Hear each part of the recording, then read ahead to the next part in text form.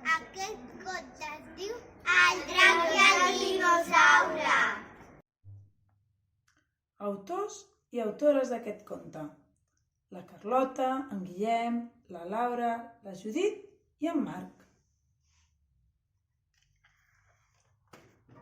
Fa molt de temps, en un poble que es deia Càndana, la gent treballava i era molt feliç, però un dia va arribar un tiranosaure rex i un drac.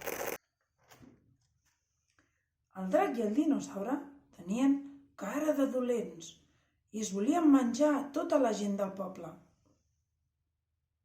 Quina cara de dolents!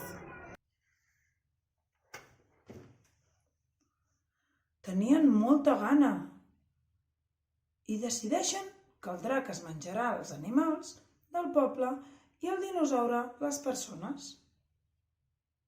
Tenen molta gana. Jo menjaré els animals. Jo menjaré les persones. Però una fada que anava volant els va veure i els va llançar una pluja de poders. Al drac i al dinosaure els va sortir unes ales màgiques. Us llançaré una pluja de poders. Psh, psh.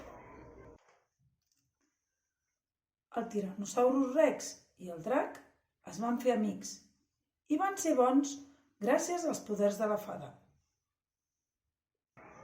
Som amics. Sí.